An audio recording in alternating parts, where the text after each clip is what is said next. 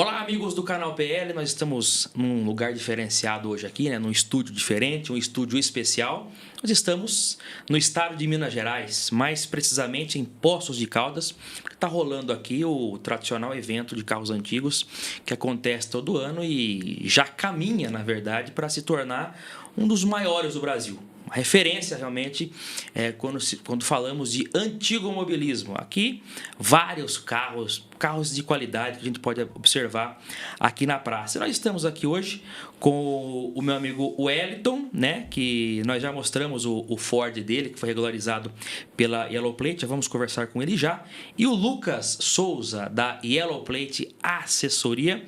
E vamos bater um papo hoje aqui, né? Nós estamos reunidos aqui no evento, que é difícil a gente estar reunido aqui no mesmo local, então vamos aproveitar esse momento, essa oportunidade. Tudo bem, Lucas? Tudo bem. Que bom, que bom. Tá gostando do evento esse ano? Ah, com certeza, né? Poços de Caldas sempre é um evento acima da média. A gente espera todo ano para poder estar aqui, né? É? Legal. E você, Wellington? Tudo bem, graças a Deus. Também mais um ano também, né? Muito lisonjeado que sou Poços Caldense. Você é daqui, né? Sou daqui. Então eu venho com bastante orgulho no evento, porque realmente eu vejo meus amigos sendo bem recepcionados aqui. Você atualmente mora em Corderópolis? Moro em Corderópolis, interior de São Paulo. Tá. E o que você trouxe esse ano para cá? Esse ano eu vim num Fireline 500. Ei, que maravilha, hein? 59. Coisa boa. Veio Coisa rodando? boa. V8, né? Eita. V8 não tem como não ser bom. Veio V8 rodando. não cai ruim, né? E veio rodando, hein? Veio rodando. Que maravilha. Vamos conversar com você também já, já.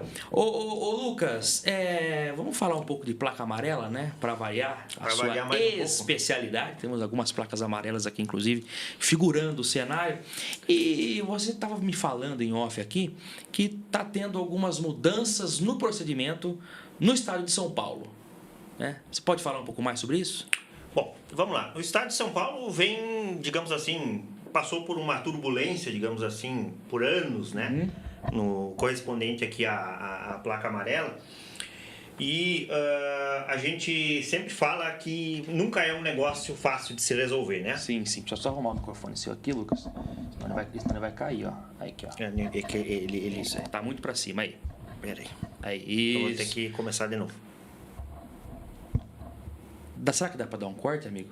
É que eu fui tentar aqui, sabe por quê? Você tava falando com o microfone assim, ó. Aí não ia pegar a sua voz. Vocês querem começar desde o zero ou faz o corte de onde já Não, tá? vamos fazer cortinho o corte na hora que eu pergunto pra ele do procedimento da placa amarela. Acho que Tava me dando toque o microfone pra cima, assim. Mas tu acha que tá... Não, agora tá bom. Tá bom? Tá bom. Desculpa, viu, amigo? Tranquilo, Desculpa. tranquilo. Vamos lá. Pode ir. A hora que puder, você me avisa. Tá, pode ir. E, ô Lucas, você estava me falando em off, né, que no que diz respeito à placa amarela, vamos falar um pouco de placa amarela para variar, né? Tá tendo algumas mudanças no procedimento no que diz respeito ao estado de São Paulo. Você pode falar para a gente, para o telespectador aqui agora, um pouco mais sobre isso? Bom, Pedro, vamos lá. Na verdade, a placa amarela no estado de São Paulo sempre foi um grande desafio, né? A gente já sabe dos problemas que se enfrentava, uma série de coisas aí que vem acontecendo, né?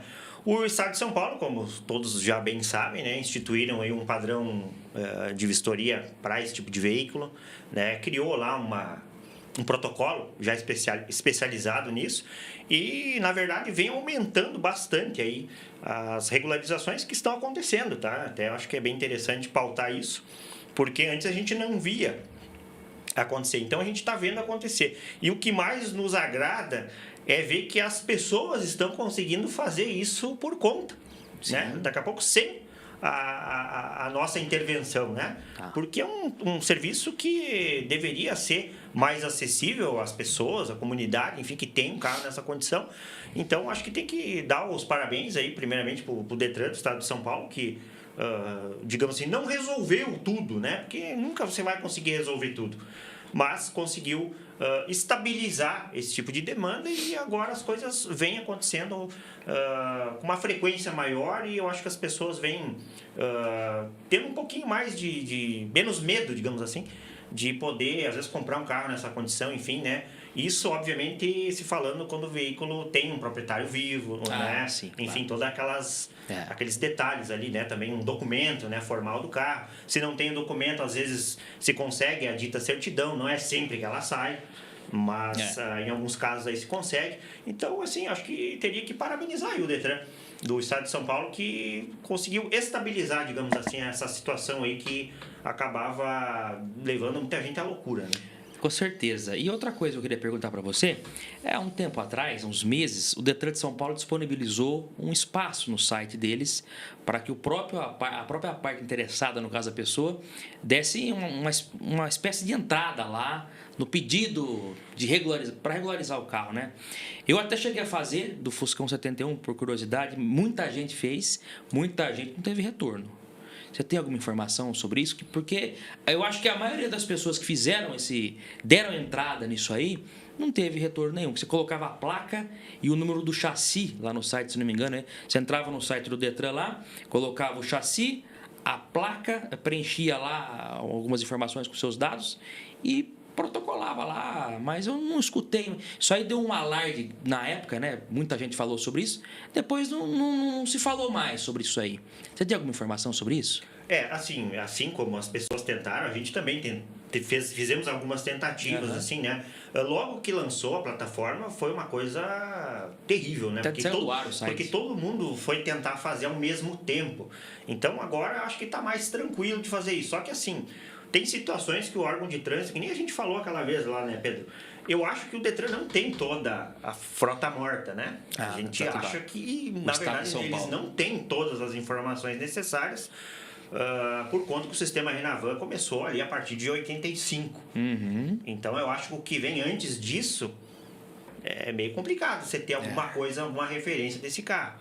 E acabou, assim, tendo situações mesmo que não se teve retorno disso. O processo se dava como indeferido e acabava ficando por isso, né? Então, teve realmente pessoas que não obtiveram retorno e acabou, daqui a pouco, a pessoa achando que era uma situação ali milagrosa e acabou, né, se frustrando mais uma vez, né? Sim. Mas, quanto a isso, tem situações que eu acredito, né? Eu não posso dar certeza disso, mas eu acredito que tem situações de veículos que estão nessa condição de 2 letras ou até a placa numérica, que obviamente que você não vai ter nenhuma referência de um carro como esse. Não vai ter retorno nenhum, então. Não. Inclusive, você falou aí de 85, década de 80, né? Até 83, mais ou menos, as montadoras usavam, Volkswagen pelo menos, usavam um padrão de chassi um pouco mais simplificado, com menos caracteres, né? Aí, a partir de 83, a numeração de chassi passa a ter, se eu não me engano, 17 caracteres, né? Isso. 17 caracteres, passa de 8, 9 para 17, e ali passa a ter a identificação do ano, o ano corresponder a uma letra. O décimo dígito do chassi corresponde ao ano. O ano de fabricação. Certo. Então, por exemplo, 86, o ano de 86 é a letra G. E assim foi até o final da década de 90. Cada letra do alfabeto corresponde a um ano. Aí, a partir de 2000, 2001, passa a ser número, né? Números. Só que numa escala numérica você tem, numa escala de letras, você tem 27 letras, se eu não me engano, 27 letras, o alfabeto inteiro, para você fazer a identificação de ano. Quando você passa para números, são só 9, né? De 0 a 9. Então, como que agora, de 2010 para frente, passou a ser letra de novo, né? Então, de 2000 a 2010 é número, depois passa a ser letra novamente. E você estava comentando comigo uma situação que está sendo pouco falada, inclusive, que é um conflito que está havendo no sistema do Detran, chassi de carros novos conflitando com chassis da década de 90. Como é que é isso? Na verdade, assim, o sistema do décimo dígito, né, que nem você mesmo falou, corresponde ao ano de fabricação. E principalmente esse problema está se dando em veículos aí de 1994, 95 e 96, que coincidentemente, né, 2024, 25 e 26 está batendo, né, se bate os 30 anos, 30 né? anos. 30 anos. Então, esses carros estão começando a adentrar o Brasil, né? Através de importações, enfim. Então, tem alguns veículos que eles não cumprem o regramento dos 17 dígitos. Então, tu vai ter hoje, a partir de 1986 no Brasil, já é obrigatório ter os 17 dígitos. Então, só para esclarecer aqui, para o público entender, então você está dizendo o seguinte, que eventualmente um carro 94 americano que alguém traz para o Brasil, o chassi desse veículo pode ser igual ao de um carro 2024, por exemplo? Ou ter números que conflitam ali? Na verdade, o número igual nunca vai existir. Né? Mas ele está dando justamente o problema no 10º dígito, que ele corresponde a um ano divergente do ano que é o então veículo. Não é a numeração do chassi inteira. Não. É só o 10º dígito. O 10º dígito que corresponde ao ano. Que corresponde ao ano. E aí, quando esse carro chega aqui, ele vai, vamos supor, o carro é um carro ano 94. Sim. Tá? Ele vai chegar aqui, ele vai corresponder a outro ano de fabricação, porque aquela letra do 10º dígito, né? Ela vai ser divergente ao que o sistema Renavan opera. E o sistema Renavan não está preparado para ler isso, para identificar isso? Na verdade, não, porque já se passaram 30 anos de 1986 até o momento, né? Então, de 86 para cá foram 41 anos. É isso? 40 anos. 40 anos. Mas não é possível, com a tecnologia que tem hoje, os caras têm que identificar uma maneira de identificar isso. Porque eu não tenho acesso a esse número, mas eu creio que a quantidade de carros que entram para o Brasil, lógico, não é grande, mas também não é pouca, né? Tem bastante gente que traz carro para cá. E carros, para importar um carro, ou é zero quilômetro, ou com 30 anos, no caso de 96 para baixo, né? E esses carros, a tendência é continuar com esse conflito, 97, 98. Assim, ó, o que a gente está vendo, assim, que a gente teve acesso a essa informação, é que, obviamente, que o sistema tem recursos, né, para poder, digamos assim, ajustar isso, né? Fica fora do padrão, né? Para que fique bem claro isso, fica fora do padrão brasileiro. Só que, assim, essa questão do 10º dígito, ela é rotativa de 30 em 30 anos. Então, assim, isso em algum momento ia acabar acontecendo. Sim. Só que por que agora?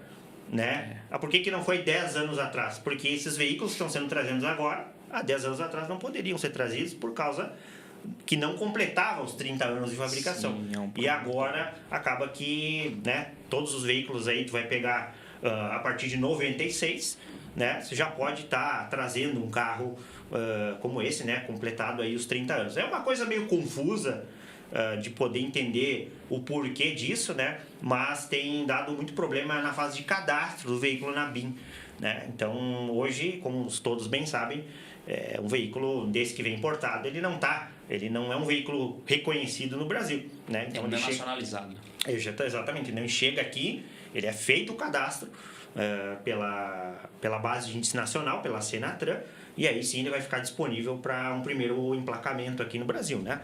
Então, esse é um problema que está muito recorrente, é um problema que está afetando muita gente, porque a quantidade de carros que está vindo importado aí, a gente está vendo nas ruas. Tem bastante. A gente está vendo nas ruas. Então, da onde que veio esse carro, cara? Nunca vi isso aqui. Então, essa situação, né? Obviamente, para uma classe bem privilegiada, né? Porque hoje trazer um carro importado, se tem um custo... sim, né? Claro. O custo alto para trazer. Então, para quem está preparado e tem a condição de trazer, obviamente que vai trazer. Mas serve de alerta, né, que pode ocorrer esse tipo de problema aí de crítica sistêmica. E a solução que tem sido dada é essa, então, de fazer meio que uma adaptação ali para diferenciar esse veículo, para que não tenha essa discrepância. O número de chassi de um carro 94 importado na época zero para o Brasil é o mesmo padrão de um carro americano?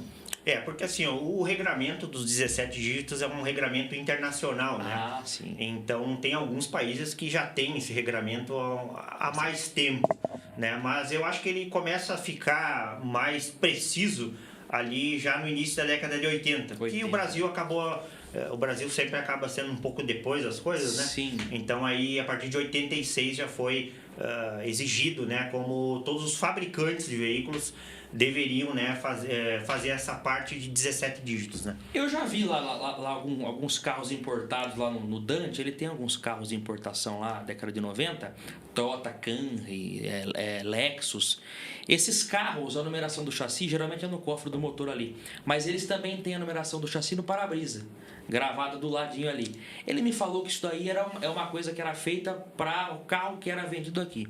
Não sei se saía lá fora. É a numeração do chassi no para-brisa.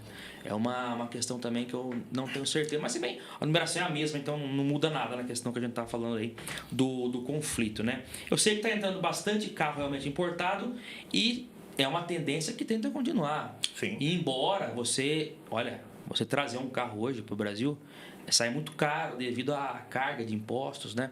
Se você ganhar um carro lá, ele vai chegar aqui beirando uns 100 mil reais. Eu vi uma vez um youtuber falando, perguntaram para ele, quanto que custa para você trazer um carro, né? Falou, você pega o valor do carro e multiplica por o valor que você vai pagar lá e pode multiplicar por 10, que é o que ele vai chegar aqui. Então, se você pagar 10 mil dólares num carro lá, ele vai chegar aqui por uns 110 mil reais, alguma coisa assim, né? Fora o valor do dólar, que também vai ser convertido lá, né? Oscila, né? Oscila. Então, não é para qualquer um, mas tem bastante carro chegando, né? Outra coisa aqui, você tinha comentado comigo também, até eu pontuei, nós pontuamos aqui os tópicos que são do interesse da comunidade, né? Daqueles pedidos aí da justiça para legalizar o carro, pedidos equivocados, né? Que estavam pedindo meio que na marra para legalizar um carro. Isso abre margem também para situações obscuras, não é isso, Lucas? São pedidos feitos à Senatran, não é isso? Isso. Como é que é isso aí? Na verdade, vamos lá. Todo mundo sabe que da regularização de um veículo placa amarela hoje corresponde à portaria 266, que é que foi criado para poder organizar isso, né? Porque, por incrível que pareça, a gente está falando em pleno 2026 problemas para regularizar carro com placa amarela. Chega a ser engraçado, né? Mas a gente está aqui discutindo um problema que tecnicamente era para ter sido resolvido há mais de 30 anos, né? Mas parece que ainda é um grande problema, um grande desafio, né? Então, o que está acontecendo? Hoje a gente sabe, para regularizar um carro, desses que não tem cadastro, enfim, o que é aceito hoje é a ação de uso do capião. Pronto, acabou. Sim. Né? A ação de uso do capião é demorada? É demorada. O cara que falar, eu resolvi em tanto tempo, não é. O Wellington está aqui, de testemunha, que nós debatemos aqui a situação do carro dele, foi 3 anos e pouco, cara.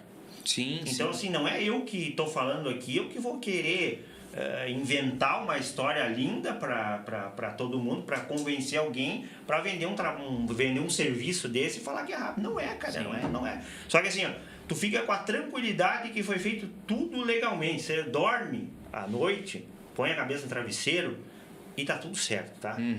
Então, o que está acontecendo? Tá entrando uma galera nova aí, obviamente, a concorrência ela aumenta todos os dias. E, obviamente, às vezes as pessoas estão falando de outras pessoas que eu não conheço, né? Mas que, enfim, que a gente fica acompanhando as coisas que estão acontecendo no mercado. Então, hoje eles estão... hoje tem empresas aí que estão fazendo a nova ação ali, que estão usando, que é a obrigação de fazer. Aonde ele vai lá... mas implorar ali pro Detran fazer uma coisa que ele era para ser obrigado, mas não é obrigado. Entendi. Não tem essa obrigação. Não tem essa obrigação. Como é que o Detran vai conferir, ou a Senatran conferir um cadastro a um veículo que você simplesmente comprou com um recibo feito de um... Formal. Recibo feito num papel de pão. Exatamente. E eles querem que o Detran reconheça esse recibo e eles falam na dita tradição. A tradição o que é? A tradição é Lucas, vender um carro para você, Pedro, e nós assinar um recibo aqui que eu te vendi. Mas o carro não é meu. Não tem... Eu não sei de quem é. Só tem a posse, não tem. E isso aí. E aí, assim, estão forçando a isso. Aí, o que está acontecendo? Principalmente no estado do Paraná, que a gente acompanha algumas ações por lá, teve situações que até tiveram êxitos. Pouquíssimas. Mas é raro.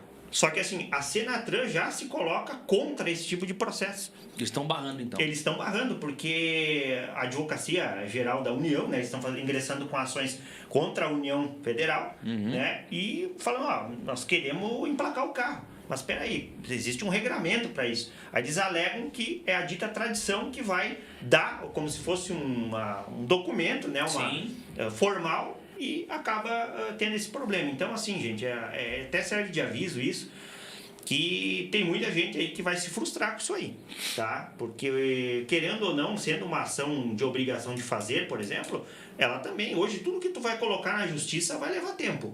E cada ano que passa vai demorar mais e mais e mais.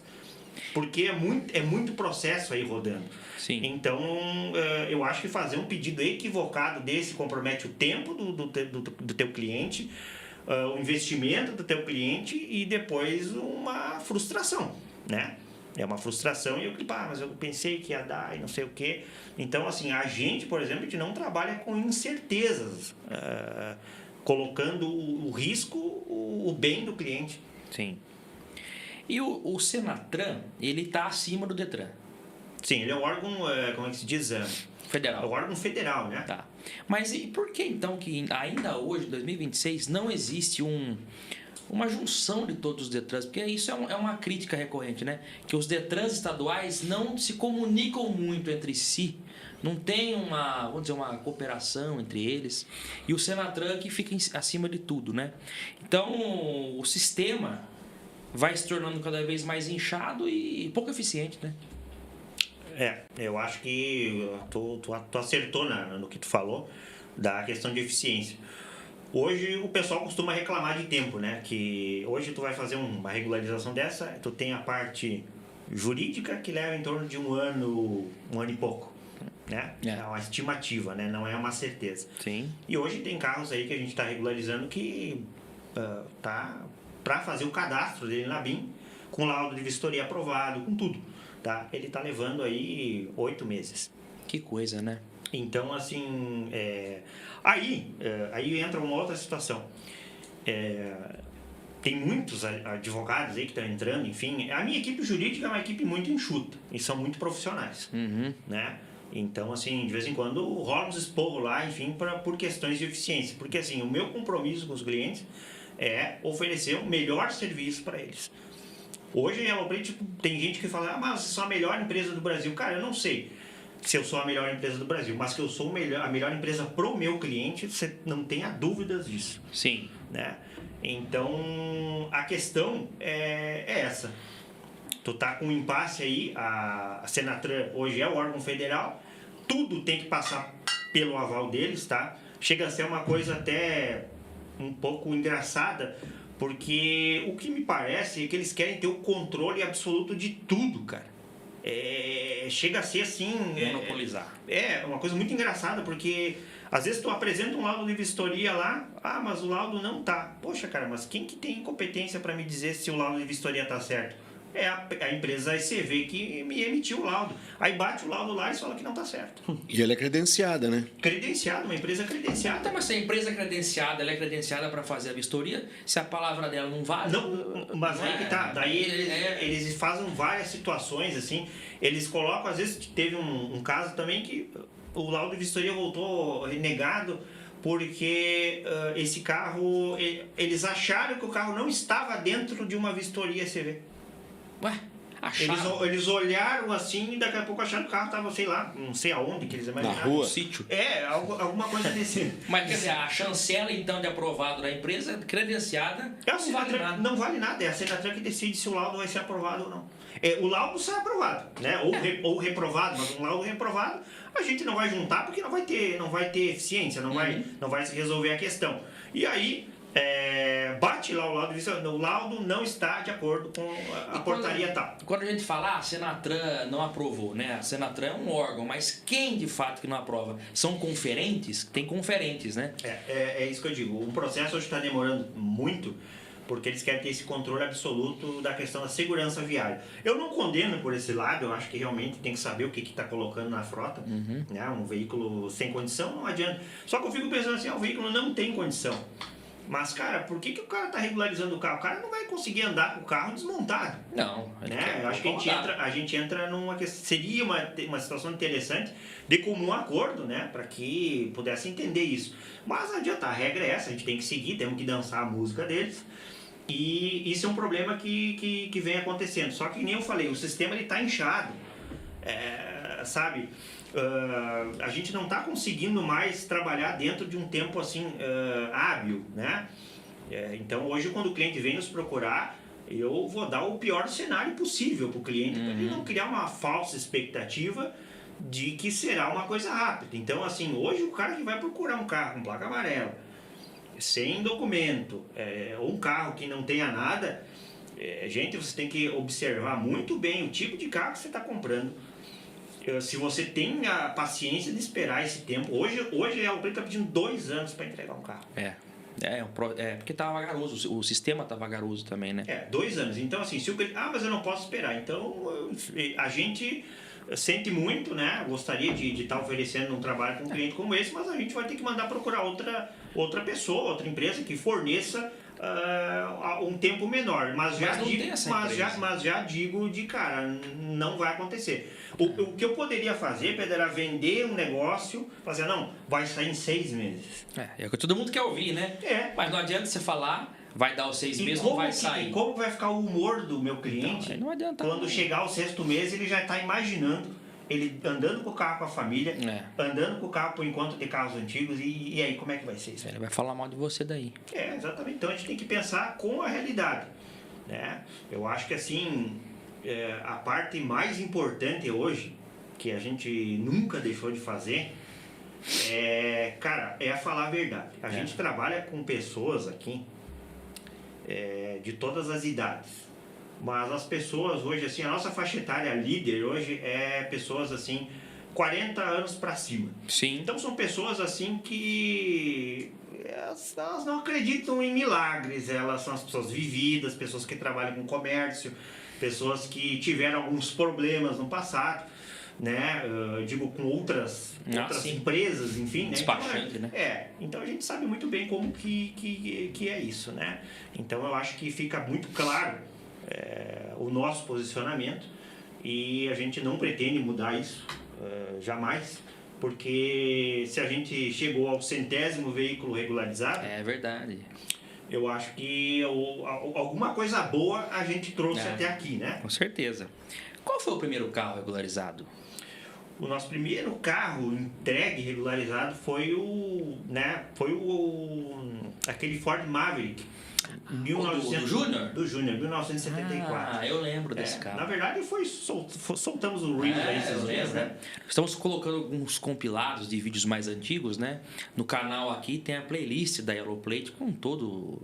Já filmamos vários veículos, não são os 100 carros que tem vídeo lá, porque tem carros que a gente não conseguiu gravar, mas tem Kombi, tem Maverick, tem, Fusca tem vários também, Fusca 0 km, né? E tem o Ford também no Wellington, né? Ford 46. Ford Coupé 46. 1946 é o irmão feliz do Ford do seu Laércio lá, de Bariri, que, coitado, lamentavelmente ele ganhou o carro estava enterrado, ele ganhou o carro. Foi lá, ele resgatou aquele carro, era um Ford de 1946, né? Ficou décadas embaixo de uma árvore lá.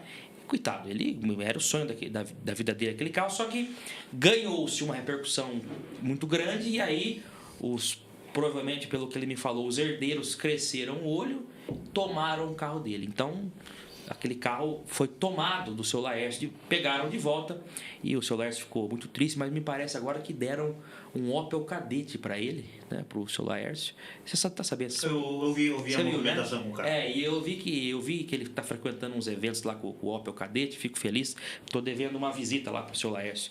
Muito gente boa. Mas o Ford do Wellington aqui, olha, nós andamos no carro maravilhoso, né?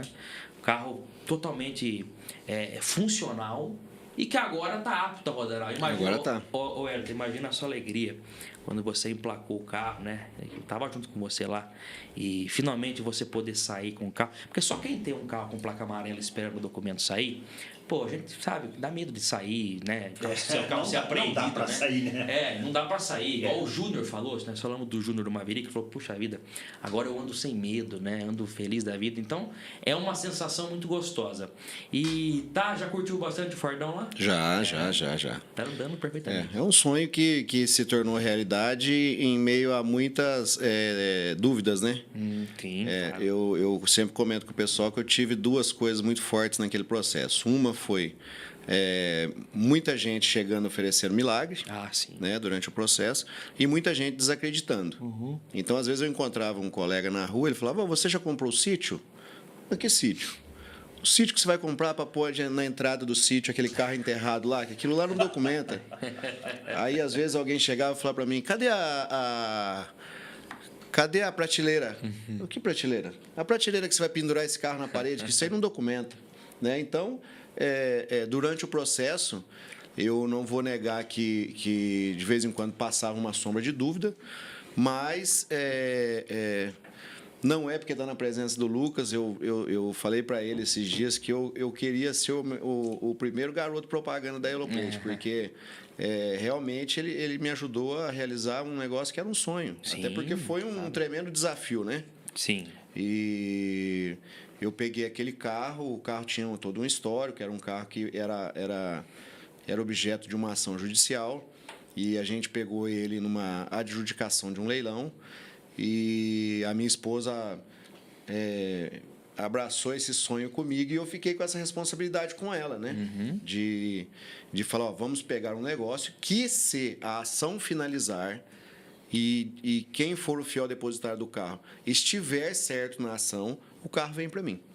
Se for ao contrário, eu vou esperar isso desenrolar e vou ficar sem o carro. Sim. Então, nós tivemos todo esse primeiro processo, e a outra parte, guardei o carro. O meu processo com o Lucas foi 3 anos e pouco, mas o meu processo com o carro foi mais de 6 anos. Então, a primeira etapa, né, para ver se o carro ia ficar com você, demorou quanto tempo? Em torno de uns 2 anos. 2 anos, né? Mais aí o processo com a Yellowplate, um total 6 anos de espera. Ele ficou em torno de 2 anos para vir na minha mão, ficou mais 1 ano e pouco eu sem saber o que fazer, com o carro guardado. Sim. Eu ia lá, funcionava o carro. Esse é um problema, né? Tem muita gente que não sabe. E aí, nesse processo, se aproximava alguém de mim, eu ia procurar saber quem era aquela pessoa, e aí surgia a dúvida, eu recuava. Tem muito oportunista, né? Muito oportunista, muito. E aí, até que um dia eu vi um anúncio, uma publicação no Instagram do Lucas, e não sei, eu tenho como crença pessoal que nada na nossa vida acontece por acaso. Eu acredito muito na corrente do bem. Eu acho que pessoas boas se aproximam de pessoas boas, e pessoas más têm que andar com pessoas más.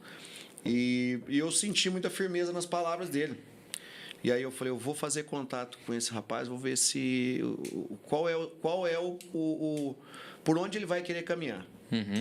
E aí, quando eu fiz contato com ele, a primeira propaganda que ele fez para mim foi o seguinte: o processo é demorado, não posso te garantir que isso saia rápido. Aí eu falei, opa, não estou acostumado com isso. Geralmente o pessoal faz falsas promessas, Eu estou acostumado a ouvir promessa de milagre. Sim. Esse rapaz não está me oferecendo um milagre, alguma coisa diferente ele já tem. E aí, desde que nós começamos, sempre nós tivemos dificuldade, né, Lucas? Tivemos. De ter que fazer um processo, refazer o processo. Foi bem difícil, né? E cumprir todas essas burocracias que o Lucas já citou aí, um pouco mais. Mas a todo momento, quando ele falava comigo que ele ia, entre aspas, se justificar, né, que tá acontecendo isso, eu falava, Lucas, fique tranquilo, estando na sua mão eu estou tranquilo, uma hora vai sair. Sim. Até que foi aquele dia que você me trouxe as placas em mãos. Legal. E a gente conseguiu emplacar o carro, e é realmente um sonho para quem gosta de carro, né, igual eu gosto de carro. Na época que eu comprei esse carro, eu nem estava podendo muito comprar o carro, entendeu? Mas eu apostei num sonho que era naquela época, de ter um V8, que até então eu não tinha nenhum, né? Sim.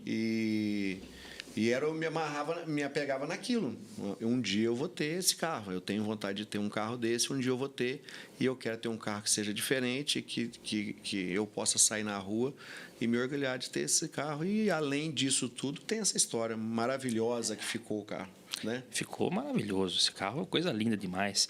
Eu tenho certeza que para você também, né, Lucas, é muito gratificante fazer um processo de um carro desse, né? Um carro raro como esse, né?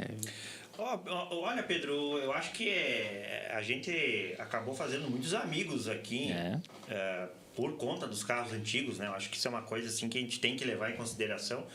E o Wellington, eu acho que é o primeiro cliente que a gente traz a público para contar a história dele, né? Contar como que foi o trabalho realizado. Eu acho que esse é um grande diferencial e a gente sempre gostou de falar as coisas de mesmo nível, digamos assim, com o público, com os clientes.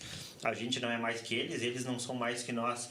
E hoje a gente trabalha com pessoas assim, de todas as classes sociais, né? Às vezes a gente recebe alguns pré-julgamentos, que a gente trabalha para rico. Cara, isso é uma coisa subjetiva, a gente falar. Tem clientes nossos ali que eu vou te dizer, tem clientes hoje que não têm a mesma condição que outros clientes, que as coisas daqui a pouco são um pouco mais fáceis e tem o mesmo compromisso do ponto de vista financeiro, e a gente também tem o mesmo compromisso de entrega que a gente acordou, né? Acho que conversando a gente consegue ir mais longe. E o Wellington foi um cliente assim que foi um dos nossos primeiros clientes, um processo muito cansativo, sabe, muito detalhado.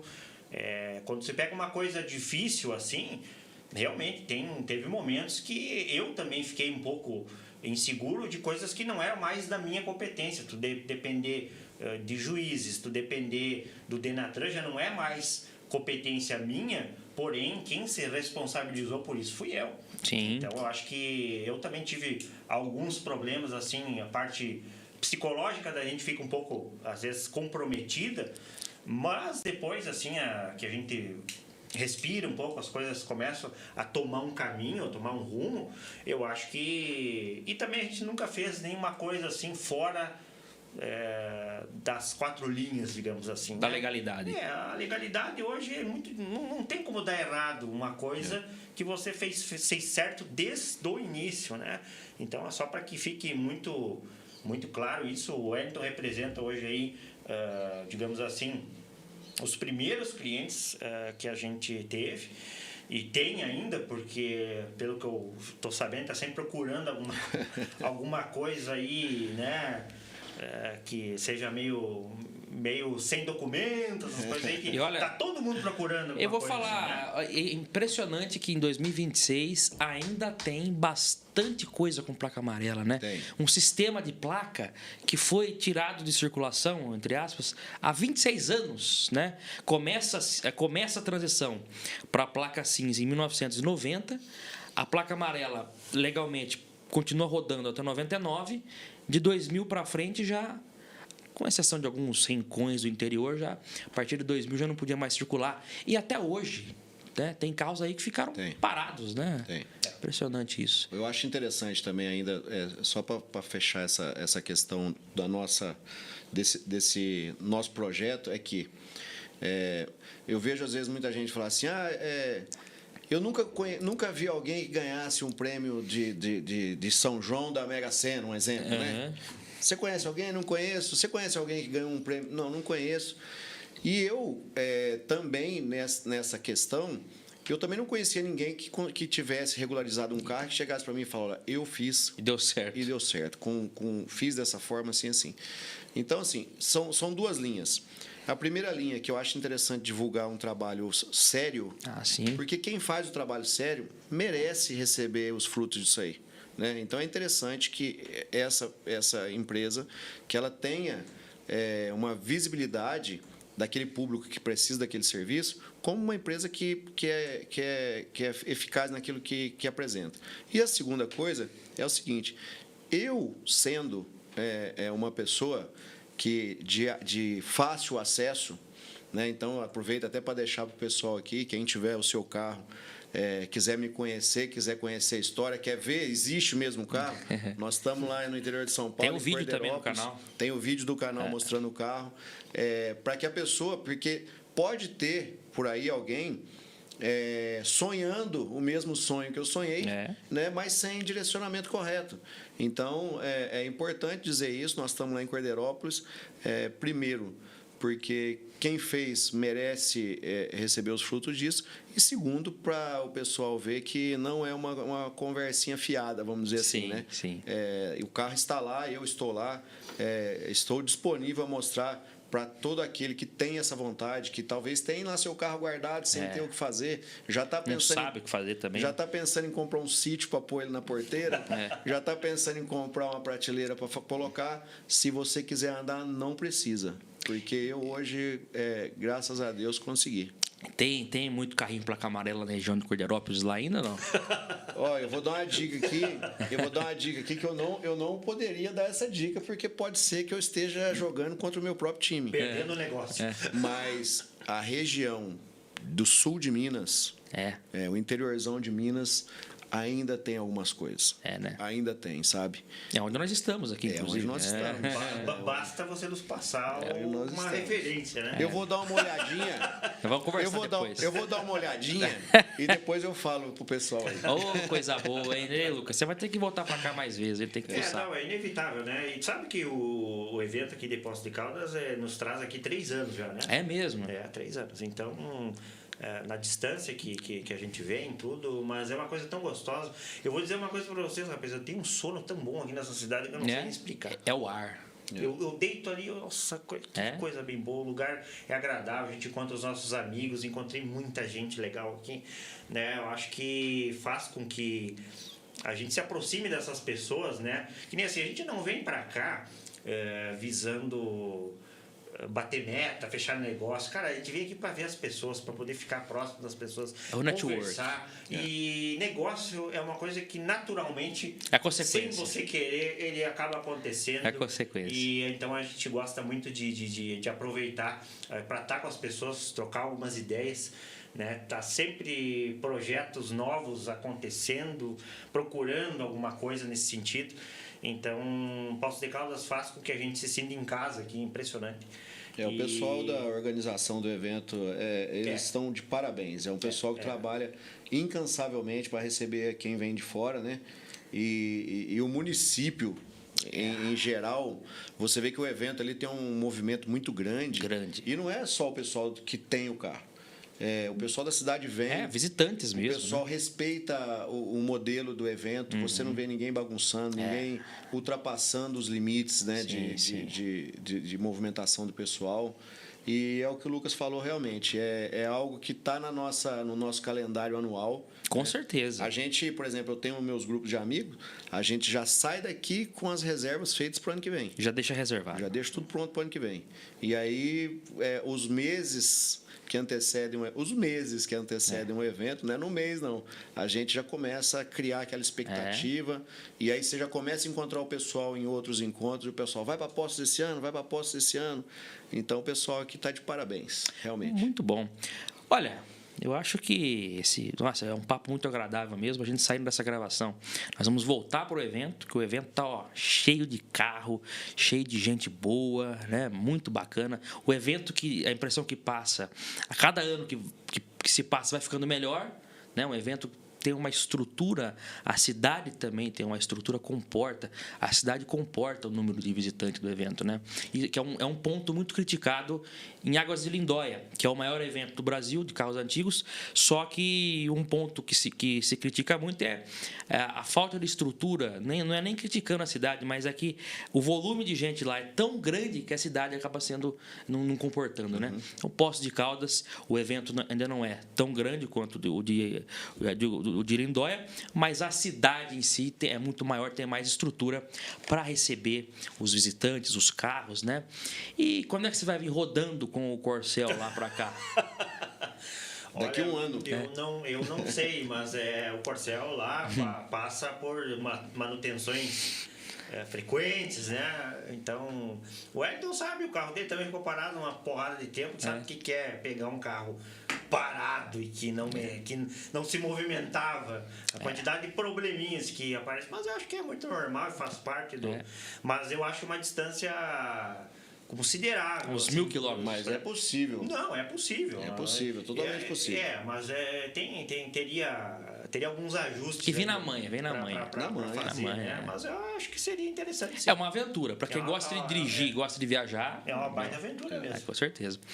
Olha, eu acho que muito bacana esse papo. Quer acrescentar mais alguma coisa, Lucas?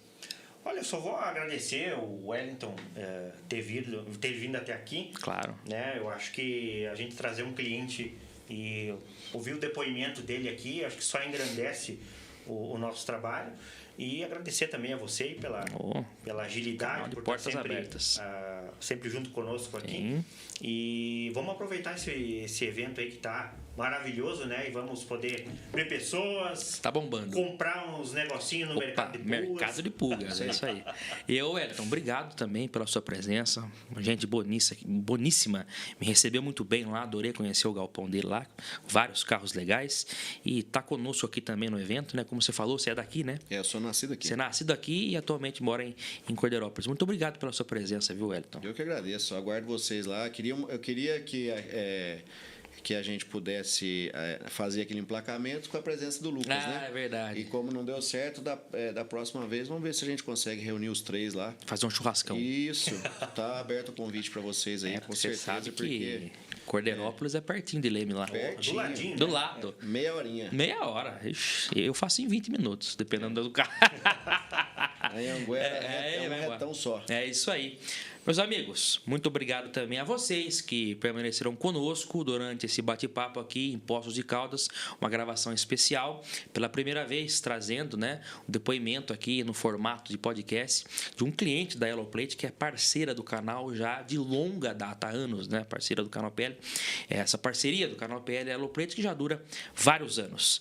Aguardo todos vocês no próximo vídeo. Até lá, então.